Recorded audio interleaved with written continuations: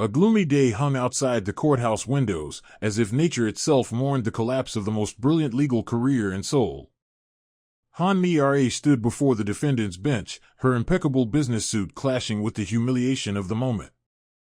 Just yesterday, her name was spoken with reverence in the halls of the country's top law firms, and today the judge was reading a verdict that destroyed everything she had lived for. Attorney Han Mi-ra is found guilty of document forgery and fraud. Her license to practice law is hereby revoked. The word struck like hammer blows. Mi-ra closed her eyes, feeling her world crumble around her. She knew the documents were falsified. She knew who had done it.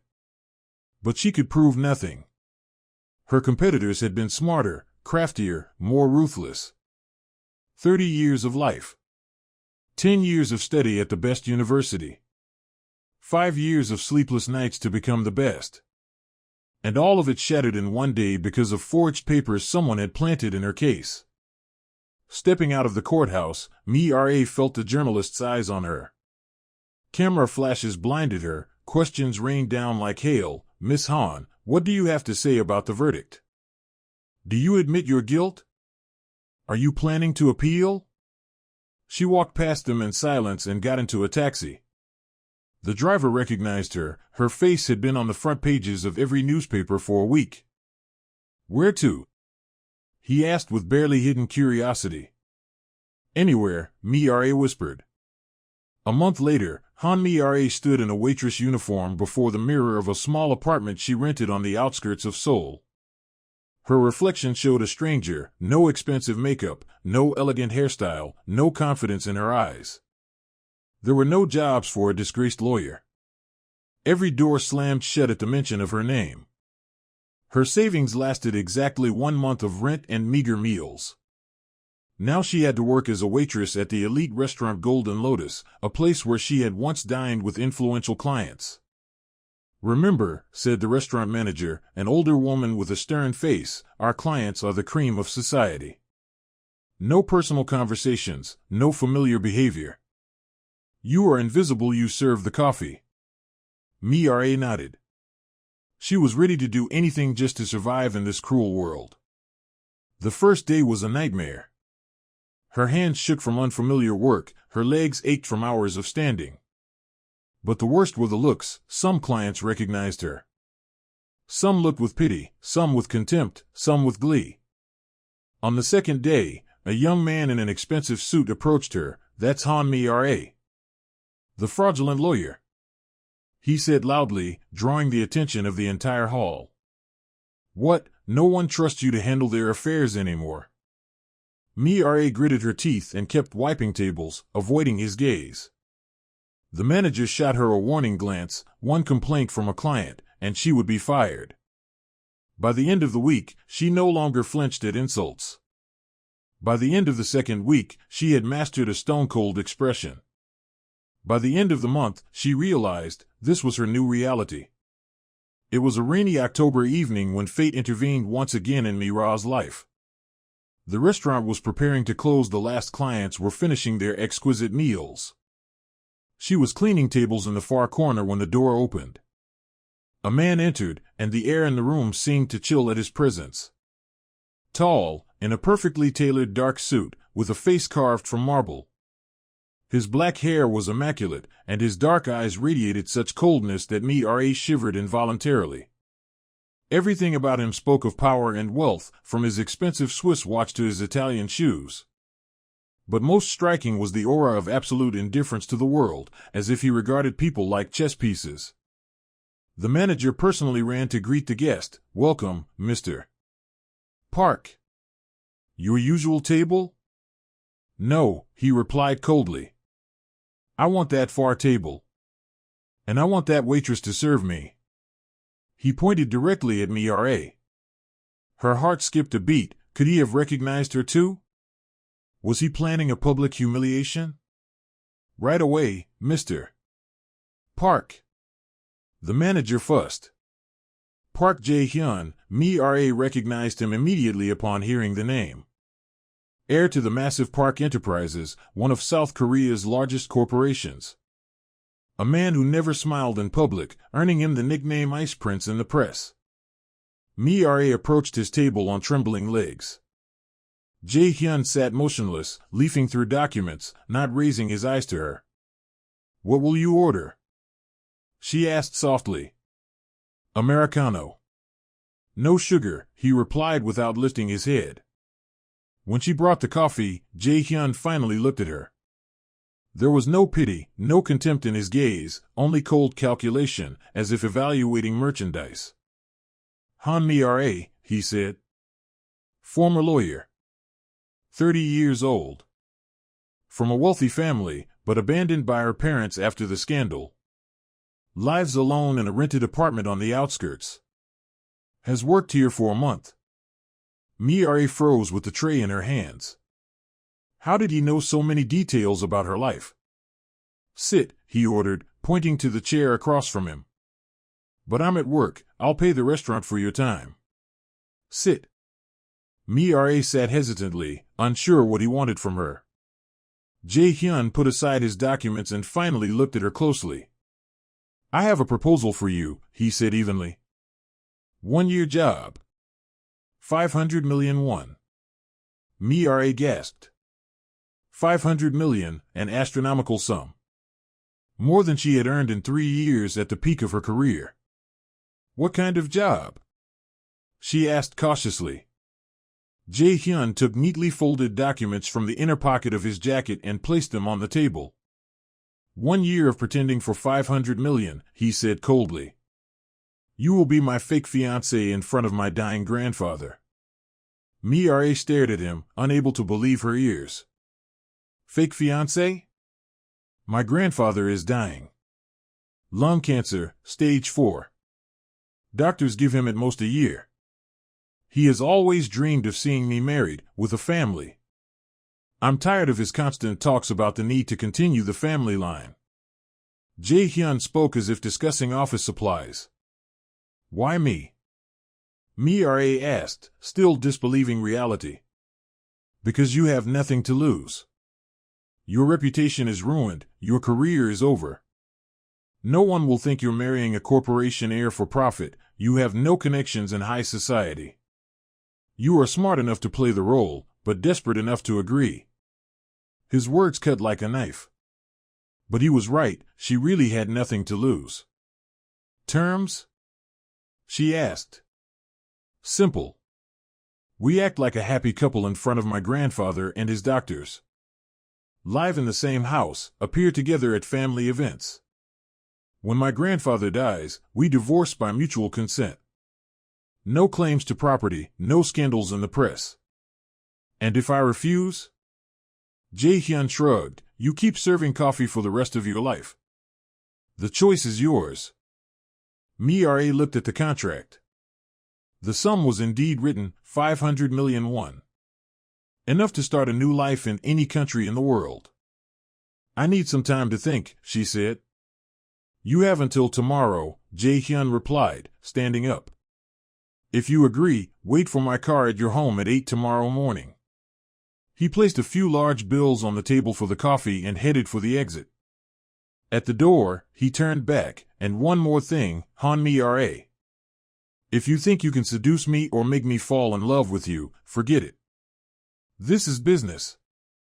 Nothing personal." That night, Mi-ra barely slept. She read and reread the contract, searching for a catch. But the document was ironclad, 1 year of a fake marriage for 500 million won, after which each would go their own way. By morning, she had made her decision. She had no choice, this was her only chance to escape the pit she had fallen into. Exactly at 8 in the morning, a black luxury car pulled up to her home. The driver silently opened the door. Jae-hyun was sitting in the back seat, studying some documents on a tablet. "Decision?" he asked without lifting his eyes. "I agree," Mi-ra answered. "Good.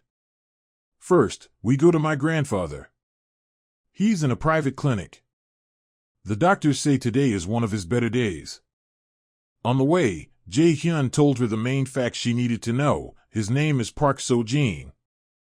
He's 82 years old. Very religious, loves reading, used to collect antique books. Hates lies, but sometimes a white lie is allowed. My parents died in a car accident when I was 20. Since then, my grandfather has been my only family. And what should I say about myself? The truth. That you were a lawyer, that you're going through a difficult period now. My grandfather likes people with character, who don't give up in the face of difficulties. The private clinic Sam Medical looked more like a luxury hotel.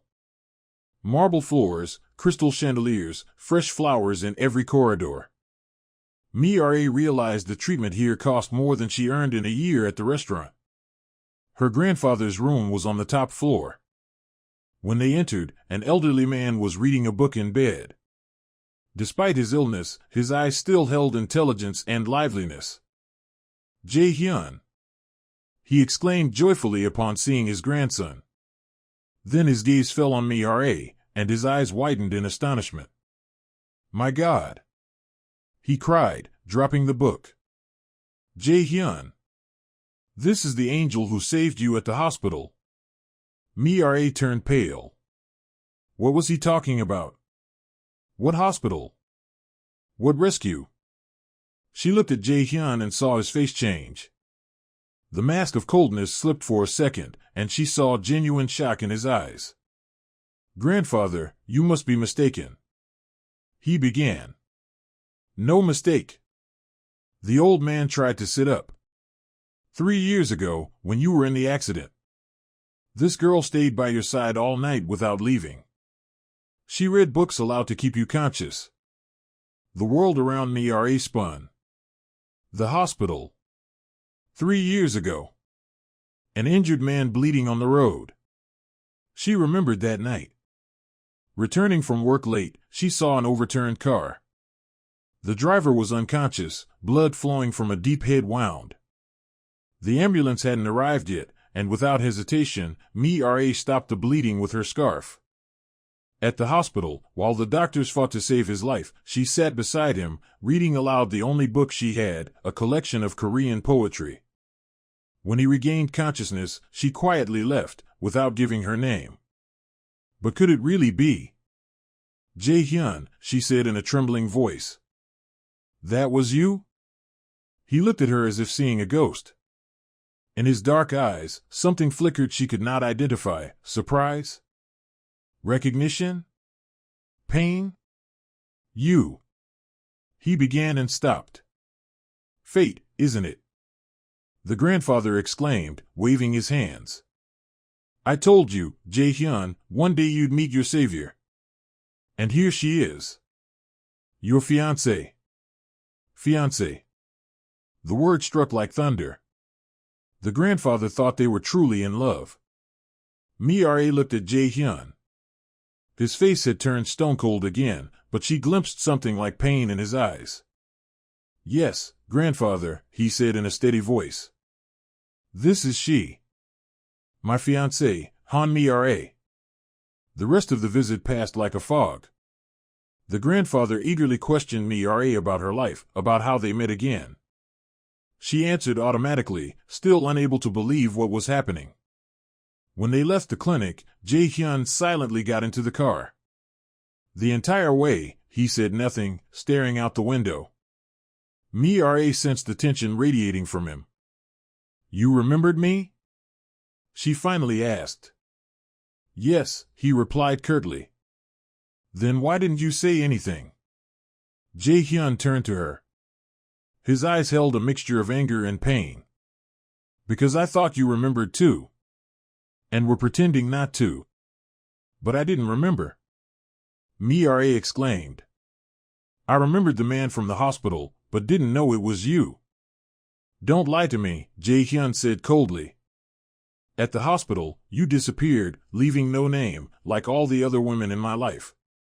His voice was so bitter that Mira shuddered. Jae-hyun, I truly didn't know. Enough, he cut her off. Our contract hasn't changed. 1 year of pretending for 500 million. No personal relationships. The rest of the day was spent on organizational matters. Jae-hyun brought her to the massive Park family estate, a true palace in classic Korean style, surrounded by gardens and ponds. "This will be your room," he said, showing a luxurious bedroom on the second floor. "Mine is in another wing. We'll only see each other during meals or if necessary. And if grandfather asks why we sleep separately, we'll say you're still shy. He'll understand." That evening, left alone in her room, Mira finally gathered her thoughts. 3 years ago, she had truly saved the life of an injured man. But she had left the hospital because she didn't want him to feel obliged to thank her. Her life already had enough men who thought a woman owed them something. But now she realized, the man in the hospital had stayed in her memory not just because she saved him. She had fallen in love with him at first sight. And now it turned out that man was Park Jae-hyun, a man known for his coldness and inability to feel. The following weeks turned into a real battle. Jae-hyun seemed determined to make her life unbearable. In front of the grandfather, he played the attentive fiancé, but alone, he became an icy tyrant. "Your smile isn't sincere," he said once after dinner with the grandfather. "Grandfather isn't a fool. He'll see that you're pretending. And your pretension is even worse," Mira snapped. "You hug me like I'm a snake. Because I can't stand fake behavior. Then why enter a fake marriage?" Jae-hyun looked at her with a long, unwavering gaze. "Because it's the only way to give your grandfather peace before he dies. You have nothing to do with it. You're just an actress being paid well for a role." His words stung, but Mira showed nothing. "Fine. Then let's actually play our parts well. 500 million is a lot of money for a bad performance." Every morning, Jae-hyun left for the office and returned late at night. Mira stayed alone in the huge house, exploring the library, walking in the gardens, and learning to cook Korean dishes. The house staff treated her with respect but kept their distance. Everyone understood she was a temporary figure in their master's life. The only relief came from visits to her grandfather. Park So-jin turned out to be a remarkably wise and kind man. He told her stories from his youth, read classical poetry, and taught her to play baduk, a traditional Korean board game. "Mira," he said one day as they sat in the clinic garden, "tell me what happened to you. Jae-hyun says you had trouble at work." Mira told him the whole truth about her downfall. The grandfather listened attentively, without interruption. "You were framed," he said when she finished. "I can feel it. I have a lot of experience with people. 80 years have taught me to distinguish the honest from the deceitful. But no one believed me. Because the truth doesn't always win immediately. Sometimes it takes years. But honest people eventually get what they deserve." "And what about Jae-hyun?" Mira asked unexpectedly. "Why is he so cold?" The old man's face darkened. "That's a long story. After his parents died, Jae-hyun became a different person. And then came the betrayal of his first love." "Betrayal?" "Her name was Choi So-yeon. A beautiful girl from a good family. Jae-hyun dated her for 2 years and planned to marry her. But when he was in that accident 3 years ago, she vanished. She never visited him in the hospital. And a month after he was discharged, she got engaged to the heir of another chaebol, wealthier and more influential." Mira's heart clenched with pain. So when she had sat beside him in the hospital, he was suffering not only from physical injuries but also a broken heart. Jae-hyun never said what he felt about that mysterious girl who saved him, the grandfather continued. "But I saw how he changed when he spoke of her. You were his light in a dark time. Now he's afraid. Afraid to trust a woman again." A month into their engagement, Jae-hyun informed her they were attending a charity auction, one of the season's main social events. "You need a dress," he said. "We're shopping tomorrow." "No need, I have." "You have court outfits, but not ones for high society." "Don't argue." The next day, they went to the most expensive boutiques in Gangnam. A stylist picked out an elegant emerald dress for Mira, highlighting her slender figure and beautiful eyes. A hairdresser and makeup artist completed the look. When Mira stepped out of the fitting room, Jae-hyun froze. For several seconds, he looked at her as if seeing her for the first time. There was a flicker of admiration in his eyes, but he quickly regained his composure. "It will do," he said curtly. The auction took place at the luxurious Lotte Hotel. All of Seoul's elite gathered in one hall: politicians, businesspeople, and showbiz stars. Mira felt curious glances upon her. Everyone wanted to see the chosen one of the aloof Park Jae-hyun. Jae-hyun conducted himself flawlessly, helping her sit, serving champagne, occasionally leaning close to whisper something in her ear. To everyone else, they looked like a happy, in-love couple. Then she entered the hall. Choi So-yeon was even more beautiful than Mira had imagined. Tall, graceful, in a designer dress, she moved like a model. Her long black hair gleamed under the chandeliers, and her smile was so perfect it seemed painted on. Mira felt Jae-hyun tense beside her. His hand on her waist tightened. "Jae-hyun." So-yeon approached them with a wide smile, as if nothing had ever happened between them. "What a surprise." "So-yeon," he replied coldly. "And this must be your new girlfriend?" So-yeon appraised Mira with a calculating look. "Han Mira, if I'm not mistaken? I read about you in the newspapers." Her voice held no overt hostility, but the hint was clear. Everyone knew about Mira's scandal. "Nice to meet you," Mira replied evenly. "Likewise. By the way, Jae-hyun, I heard you're getting married?" "How romantic." So-yeon smiled even wider. "Though I didn't expect you to choose someone so different from us." Us meaning high society, people with impeccable reputations and old money. "Mira is exactly what I need," Jae-hyun answered calmly. Of course, of course." So-yeon approached Mira. "You know, darling, being married to someone like Jae-hyun is a huge responsibility. I hope you understand what you're getting into." "What do you mean?" Mira asked. "Well, constant press attention, social obligations, the need to always look flawless." So-yeon spoke with feigned concern. "And given your recent history, I fear the journalists will be especially ruthless." Mira felt her cheeks burn with humiliation. A small crowd of onlookers had gathered, all listening intently. "So-yeon," Jae-hyun interjected, his voice steel-edged. "I think this topic doesn't concern you." "Oh, of course not." So-yeon raised her hands in mock innocence. "I'm just worried about an old friend. We've known each other for so many years." She cast a meaningful glance at Jae-hyun, hinting at their past relationship. "By the way," she continued to Mira, "you know that Jae-hyun always remembers his saviors? He's a grateful man.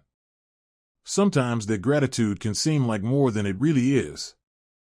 Mira's heart skipped. Could So-yeon know the hospital story? Was she hinting that Jae-hyun was marrying her out of duty? "Enough," Jae-hyun said sharply. "What do you mean enough?" So-yeon asked innocently. "I'm just—" She didn't finish. Jae-hyun turned to Mira, wrapped his arm around her waist, and kissed her firmly in the middle of the hall. This was no polite kiss, it was a passionate, unmistakable declaration. When he released her, the entire hall stared. Mira stood stunned, feeling her heart race. "Mira is the most honest woman I know," Jae-hyun said loudly, looking directly at So-yeon. "And the bravest. And those who try to tarnish her name are dealing with me." So-yeon paled. No one had ever seen Jae-hyun like this, publicly defending a woman, passionately. I didn't mean to offend anyone," she muttered. "Then apologize," he said coldly. "I'm sorry," So-yeon whispered. "I got carried away." She hurried away, and the hall buzzed with discussion. Everyone realized The cold prince had finally fallen in love for real. The ride back was in complete silence. Mi-ra could still taste his kiss on her lips, while So-yeon's words about gratitude kept spinning in her mind. At home, Jae-hyun went to his study and poured himself a glass of whiskey. Mi-ra followed him. "Why did you do that?" she asked. "What exactly?" "Kiss me. Protect me from her." Jae-hyun downed the whiskey in one gulp. "Because she had no right to say such things about you." "But she was right," Mi-ra whispered. "You really are marrying me out of gratitude? Because I saved you 3 years ago?" Jae-hyun slammed the glass on the desk. "You don't understand," he said hoarsely. "Then explain." He remained silent for a long time, staring out at the garden at night. "That night in the hospital," he finally said, "I was ready to die. So-yeon had left me, my parents were gone, my grandfather was far away. I lay there thinking, that's it. No one else is left." He turned to her, and Mi-ra saw the pain in his eyes, the pain he had hidden all these years. "And then you appeared. A stranger who stopped to help a man she didn't even know. You didn't know who I was, yet you stayed all night, reading books to keep me conscious. Anyone would have done the same." "No," Jae-hyun shook his head. "Not anyone. So-yeon abandoned me when she learned of the accident. She said she couldn't be with a cripple. And you saved my life and my soul." A lump rose in Mi-ra's throat. "Then why the contract? This pretense?" "Because I was afraid," he admitted. "Afraid that if I told the truth, you'd think I was taking advantage of your kindness. Or that you wanted my money. I couldn't believe anyone could love me just like that. And now?" Jae-hyun stepped very close to her. "Now I understand that I was a fool. I fell in love with you that night in the hospital. And when I saw you at the restaurant, I couldn't believe fate was giving me a second chance." Mi-ra looked into his eyes and saw sincerity, pain, and hope. "Jae-hyun," she whispered, "I fell in love with you then, in the hospital. I left because I didn't want you to feel obliged to me. But I never forgot you." He hugged her, and this time it was not a contractual embrace. It was true closeness between two people who had finally found each other. From that evening, everything changed between them. Jae-hyun ceased to be cold and distant. He remained serious and reserved, but with Mi-ra, he became gentle and attentive. "I want you to work with me," he said at breakfast a week after the auction. "At the corporation?" "Yes. We have a legal department, but I need someone I can fully trust. Someone with your skill and honesty." Mi-ra thought for a moment. On one hand, the chance to practice law again was tempting. On the other, she knew the gossip it would provoke. "Everyone will say you hired me out of pity. Let them talk. I care about results, not rumors." Mi-ra agreed. The work at the corporation was challenging but exciting. She handled supplier contracts, resolved disputes, and advised on legal aspects of deals. Her legal expertise and honesty quickly made a stir in business circles. Corporate partners admired her professionalism, and employees respected her for her fairness and principles. "She's incredible," said one of the directors after a particularly difficult negotiation that Mi-ra handled brilliantly. "Where did you find her?" "She found me," Jae-hyun replied, pride evident in his voice. Evenings were often spent working together in his home office. Jae-hyun consulted her on complex matters, and she helped him navigate the legal intricacies of contracts. "You know," he said once while reviewing documents for a new project, "I never thought work could be this enjoyable." "That's because we're a team," Mi-ra smiled. "Not just that," Jae-hyun looked up from the papers. "It's because I love you." These were the first words of love he had ever spoken aloud. Mi-ra felt her heart ready to leap out of her chest. Her grandfather noticed a change in their relationship immediately. "Finally, you've stopped pretending," he said with a smile when they visited him next. "Now I see real feelings." What do you mean, grandfather? Jae-hyun feigned surprise. In the first months, you were both as tense as strings. Now, you radiate happiness. Especially you, grandson. I haven't seen you this lively in a long time. The old man was right. Jae-hyun had truly changed. He smiled, joked, even laughed. The icy mask he had worn for years had finally melted. But happiness didn't last long. A few months later, Mi-ra accidentally stumbled upon documents that turned her world upside down. She had been searching Jae-hyun's office for a tax law guide when she pulled out the wrong drawer. Inside lay a thick folder labeled, Confidential. Han Mi-ra case. Her heart raced. Mi-ra knew she shouldn't be looking at Jae-hyun's personal files, but curiosity got the better of her. She opened the folder, and the world crumbled around her. It contained all materials related to her case, from the initial accusations to the final verdict. Copies of the forged documents that had ruined her. Records of conversations with the prosecutor. And most importantly, the private detective's report identifying who had orchestrated the forgery.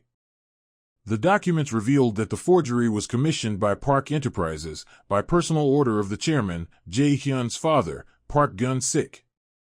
Her case, which she had lost in court, involved a corruption scheme in one of the corporation's projects.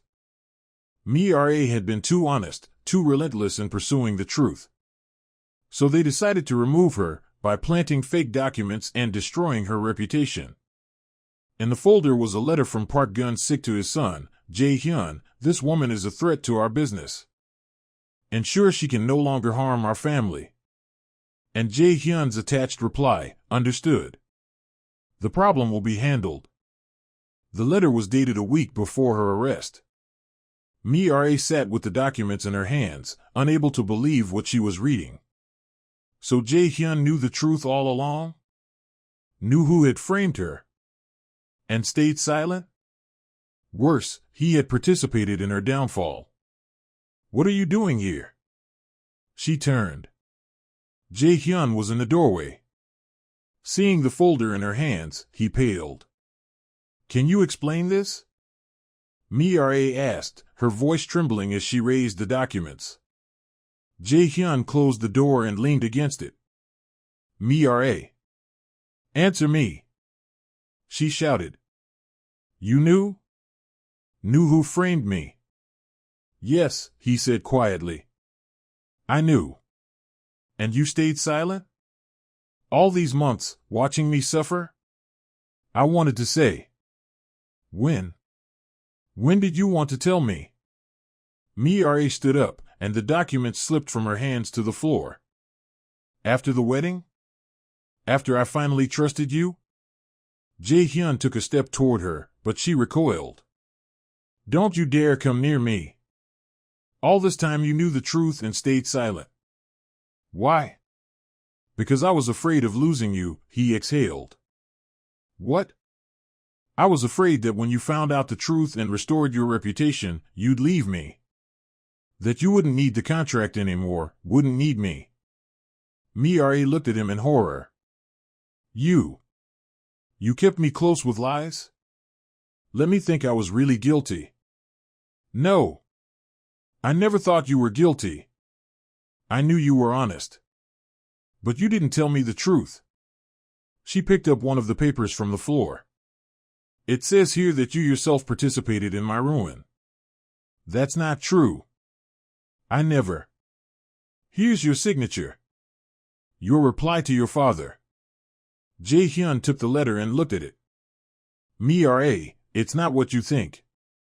When my father told me to take care of the problem, I thought he meant negotiations, trying to reason with you. Liar. She shouted. You're a liar, just like everyone else. She ran toward the door, but Jae-hyun blocked her path. Mi-ra, listen to me. Let go. I'm leaving. You're not going anywhere. We need to talk. Talk? About what? About how you destroyed my life and then pretended to be my savior? Her words hit him hard. Jae-hyun stepped back as if struck. I never wanted to hurt you. But you did. Mi-ra cried out in rage and betrayal. You ruined my career, my reputation, my life. And then you appeared with a contract, like a noble savior. That's not true. I didn't participate in forging the documents. I found out the truth only after. After what? After I agreed to your contract? How convenient. Mi-ra pushed him away and ran out of the study. She raced through the corridors of the vast house, seeing nothing through her tears. She needed to pack her things and leave. Immediately. Jae-hyun found her in the bedroom, frantically packing her suitcase. Mi-ra, stop. Let's talk calmly. I have nothing to discuss with you, she said without looking up. Our contract is terminated immediately. Forget the contract. I'm talking about us. What us? She turned to him, and he saw her face wet with tears. Us was built on lies.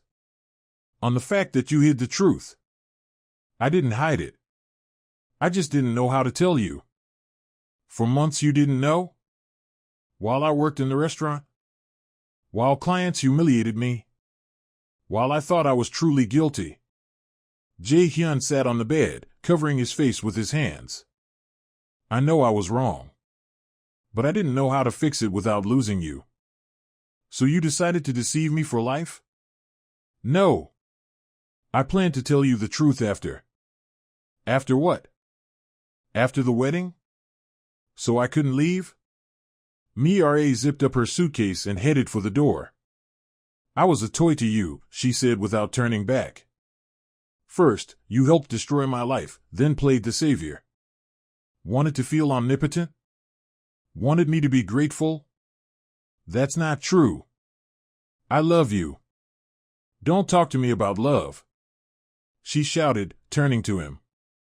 Love isn't built on lies and deceit. Then why am I willing to give up everything for you? Give up what? Money? Power? Words are meaningless. Jae-hyun stood and looked her in the eyes. Fine. Then watch.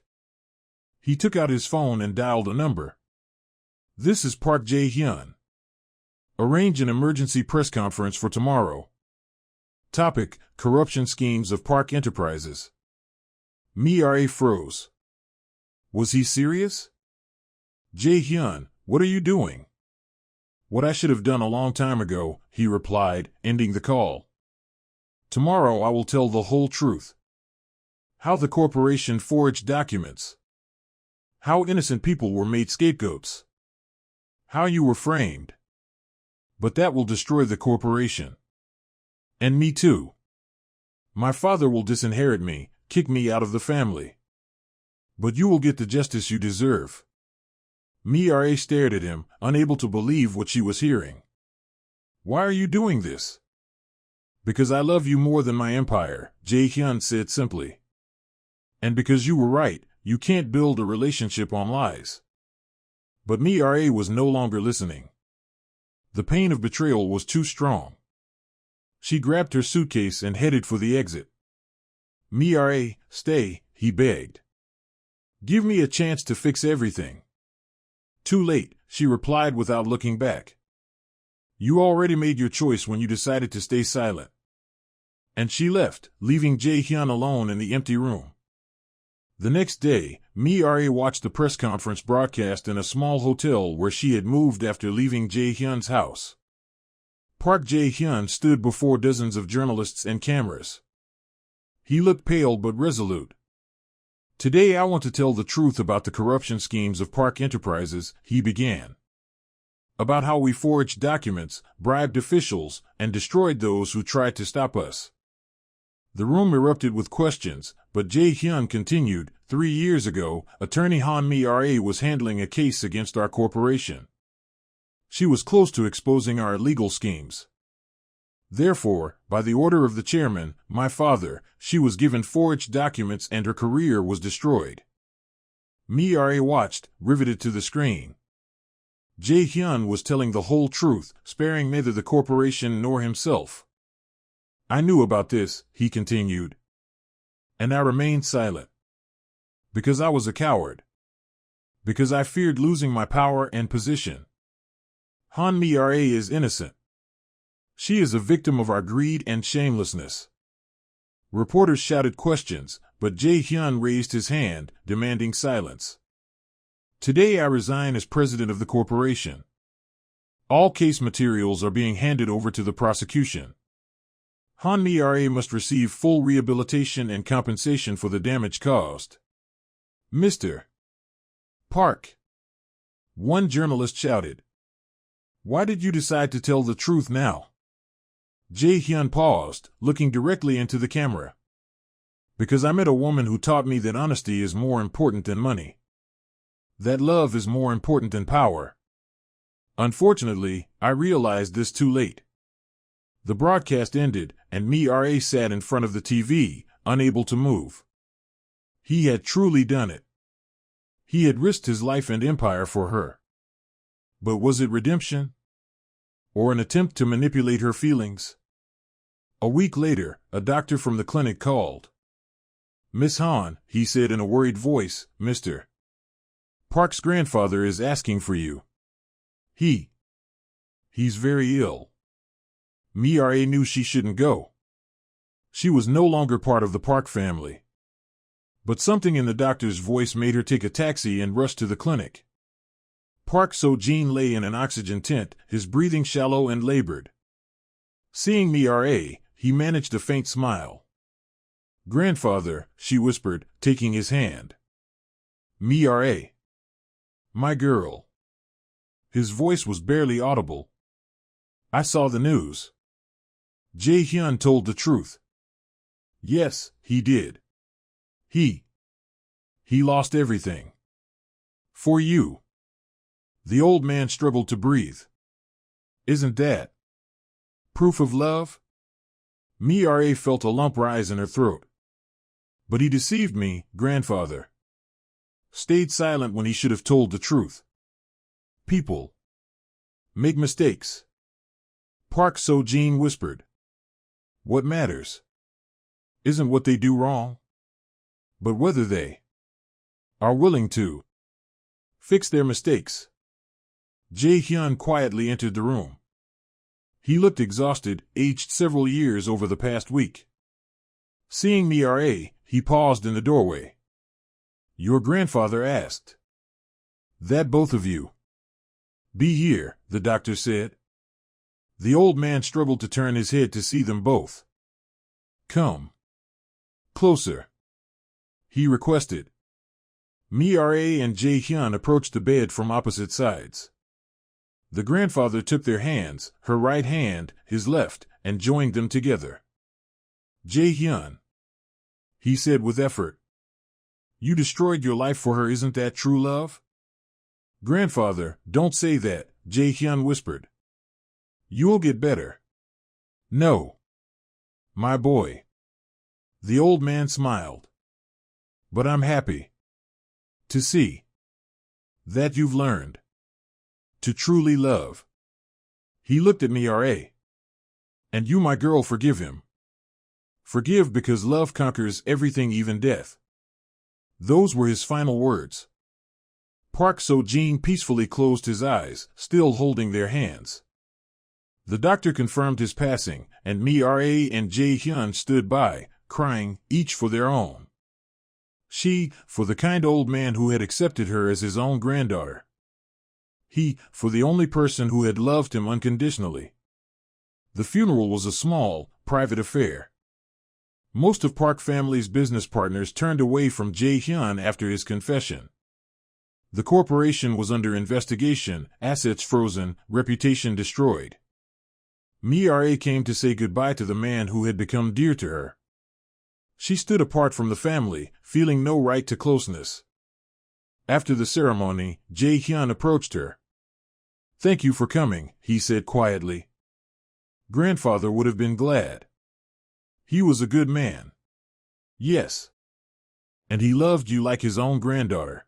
They stood in awkward silence. There was so much to say, yet no words would come. Mira Jae-hyun began. I have to go, she said quickly. I'm sorry for your loss. The following months flew by in a whirl of work. The prosecutor's office investigated corruption schemes in Pak Enterprise. Mira was fully cleared, her attorney's license reinstated. What's more, she became one of the most respected lawyers in the country. Her story of fighting for justice inspired many young attorneys. Victims of corporate abuse, those who could find no protection elsewhere, came to her for help. Mira opened her own law firm, a small but principled one. They specialized in defending ordinary people from the tyranny of powerful corporations. She tried not to think about Jae-hyun. All she knew came from the newspapers. He had lost his inheritance, been stripped of all positions in the corporation. His father publicly disowned him, but her heart tightened with pain every time she saw his photo in the news. A year later, Mira was working late in her office, preparing for an important trial, when her secretary announced a visitor. Miss Han, Mr. Pak is here to see you. He says it's urgent. Her heart skipped. Could it be Jae-hyun? Show him in, she said, trying to keep her voice steady. The door opened, and a man in a simple gray suit walked in. It really was Jae-hyun, but how much he had changed. His face was thinner, his eyes tired, gray strands showing at his temples. The cold beauty he once carried was gone, yet something alive, human, had taken its place. Hello, Mira, he said. What do you want? She asked, trying to maintain distance. I have a proposal. A business proposal. He laid a folder of documents on the desk. I've opened a small law firm. We specialize in defending victims of corporate abuse. I need a partner, experienced, principled, honest. Mira opened the folder. It was a serious business presentation, plans for the firm's growth, a list of potential clients, financial projections. Where did you get the money to open a firm? She asked. I thought you'd lost everything. Almost everything. But I managed to keep a little. And some old friends lent me money. And what do you want from me? Jae-hyun sat down opposite her desk. To merge our firms. You have the reputation and clients, I have connections and insider knowledge of corporate schemes. Together we could really change the system. Mira studied the documents carefully. The offer was reasonable from a business perspective. But could she work with the man who had once betrayed her trust? And what would you get out of this partnership? She asked. A chance to make amends, Jae-hyun answered simply. A chance to spend the rest of my life on something that matters. The rest of your life? You're 32. I feel like I've already lived several lives, he smiled sadly. Bad ones. I want to try living a good one. Mira set the documents aside. Jae-hyun, there's too much history between us. Too much pain. I know. And I'm not asking for a personal relationship. Only a business partnership. For the sake of the people we could protect. I need time to think. Of course. He stood. I'll leave the documents. Don't think of me, think of the people we could help. At the door he turned back. And one more thing, Mira. I'm proud of what you've achieved. Grandfather would be so happy to see you strong and successful. Mira thought for 3 days. Reason told her Jae-hyun's offer was beneficial. Her heart protested, being near him was too painful. But in the end, justice won. They truly had the chance to help many people. All right, she said when Jae-hyun came for her answer. But only business. No personal conversations, no memories. Agreed. Thus began their second partnership. Han Pak, Justice for All quickly earned a reputation. They took on powerful corporations, defended workers from employer abuse, helped families affected by environmental disasters. Jae-hyun truly had changed. His old arrogance, his icy detachment were gone. He was attentive with clients, patient with colleagues, willing to work day and night for justice. Most importantly, he never tried to revive his personal relationship with Mira. He kept his distance, spoke only about work, never reminded her of the past. That should have pleased her. Yet somehow, it saddened her. The turning point came with the Kim family case. The father had died at a construction site due to safety violations, but the company refused to pay compensation. His widow, with 3 children, was left on the street. "This is a hopeless case," Mira's colleagues said. "They have the best lawyers in the country." "Then we'll just have to be better," she replied. Preparation took months. Mira and Jae-hyun worked day and night, studying documents, interviewing witnesses, gathering evidence. One night, while going through another pile of papers, Jae-hyun said, "You know, I never used to understand why people would risk their careers for principles. But now I do." "What changed your mind?" Mira asked without looking up. Your example." She froze. It was their first personal conversation in half a year of partnership. Jae-hyun. "Sorry," he said quickly. "I didn't mean to break our agreement. Let's get back to work." But the seed was planted. Mira realized her feelings for him hadn't disappeared. More than that, seeing his transformation, his genuine desire to atone, she found herself falling for him again. They won the Kim family's case. The construction company was forced to pay a huge compensation, and those responsible for the worker's death were punished. After the verdict, Mrs. Kim wept with joy, hugging her children. And Mira and Jae-hyun stood side by side, feeling the satisfaction of a job well done. "We work well together," Jae-hyun said as they left the courthouse. "Yes, we do," Mira agreed. "Maybe we should celebrate? Have dinner?" Mira hesitated. That would break their agreement about keeping things strictly professional. As colleagues, Jae-hyun added, "We'll talk about new cases." "All right." As colleagues, they went to a small restaurant near the office. Ordered simple food, talked about work. But gradually, the conversation grew more personal. "Are you happy?" Jae-hyun asked suddenly. "What do you mean?" "In life. In general. You have everything, a successful career, the respect of your peers, justice has been served. Are you happy?" Mira thought for a moment. On paper, yes, she had everything she had dreamed of. But something was missing. "I don't know," she admitted. "And you?"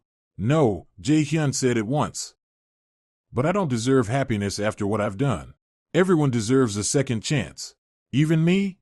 Their eyes met, and Mira felt her heartbeat quicken. "Even you," she whispered. They paid for dinner and stepped outside. It was a warm spring evening, the cherry blossoms in bloom. "Mira," Jae-hyun said as they reached her car. "I know I have no right to ask this. But could we start over? Not as former fiancés, but as 2 people getting to know each other again?" Mira looked at him for a long time. In his eyes there was hope, mixed with the fear of rejection. "I don't know," she said. "I need time." "As much as you need," he replied. "I'll wait." In the months that followed, their relationship slowly changed. From strictly professional, it grew into friendship. Jae-hyun never rushed things, never pressured Mira. He was simply there, a reliable work partner, and gradually, a close friend. Mira watched his transformation. The last traces of his old arrogance disappeared. Jae-hyun became patient, attentive, even capable of self-irony. He worked harder than anyone in the firm, often giving up his share of fees to help clients in need. "Why do you do this?"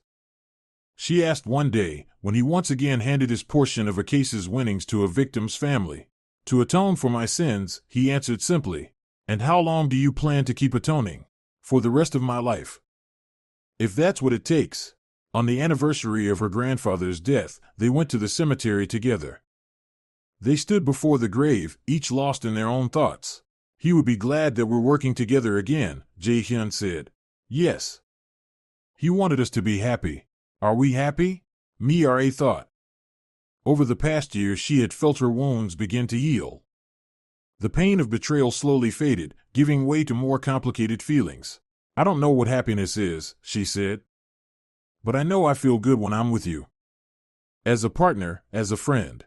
And as a man?" The question lingered in the air. Mira looked at him, serious, changed, better. "I'm afraid," she admitted. "Afraid to trust again, to believe again." "I understand. And I won't ask for more than you're ready to give."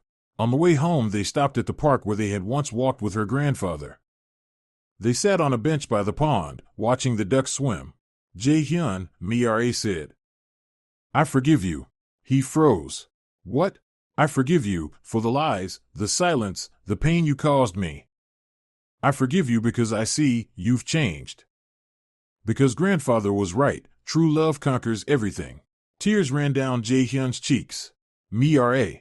But that doesn't mean we can go back to what we had, she continued. We've both changed. We've become different people. Then let's meet again from the start, he said, holding out his hand. My name is Park Jae-hyun. I'm a lawyer. I defend the oppressed and the weak. And I'd like to get to know you better. Mira smiled through her tears and shook his hand. Han Mira. Also a lawyer. And I'd like to get to know you better too. Another 6 months passed before Jae-hyun dared to take the next step. They had grown closer, not only as work partners, but as friends.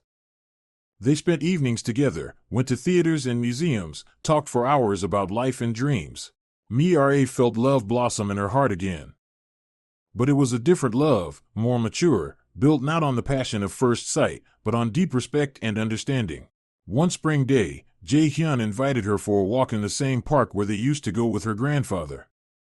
They reached their favorite bench by the pond. Mira, he said, pulling a familiar folder from his pocket. I have a new proposal for you. A business proposal? A life proposal. Jae-hyun opened the folder. Inside was a contract, but nothing like the one from 3 years ago. Our first contract was built on lies. I want to offer you a new one, built on truth and love. Mira took the document. It was a marriage contract, written in a playful, romantic style. Contract for a shared life between Park Jae-hyun and Han Mira. Article 1. Jae-hyun vows to love Mira with all his heart, every day of his life. Article 2. Mira has the right to honesty, loyalty, and boundless support from Jae-hyun. Article 3. Both parties agree to share joys and sorrows, successes and failures, poverty and wealth. Article 4. In case of quarrels, conflicts must be resolved through open conversation and mutual compromise. Article 5. Term of contract, eternity. Article 6. Termination of the contract is impossible, since true love has no expiration date. Payment for fulfilling the contract, mutual happiness, and children who will inherit their mother's beauty and their father's stubbornness. Mira read it, laughing through tears. This is the strangest marriage contract I've ever seen, she said. But the most honest, Jae-hyun replied, dropping to one knee. Mira, I'm not asking you to forgive the past, you've already done that. I'm asking you to give me a future. Will you marry me? Truly, forever? He pulled out a small box with a ring, simple, elegant, without excess luxury. It's not a Cartier diamond, he said. I can't afford such gifts anymore. But I can offer you honest love and devotion.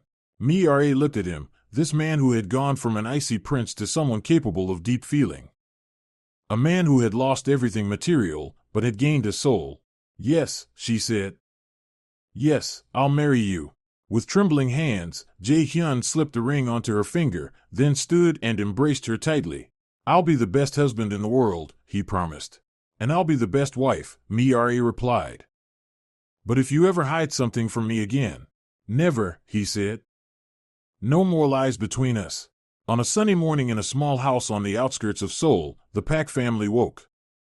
Jae-hyun was making breakfast, while Mira fed their 1-year-old daughter, Seo-jin, named after her beloved grandfather. The little girl was her mother's mirror image, the same big eyes, the same stubborn curve of the mouth. But her character seemed to be her father's, determined and persistent.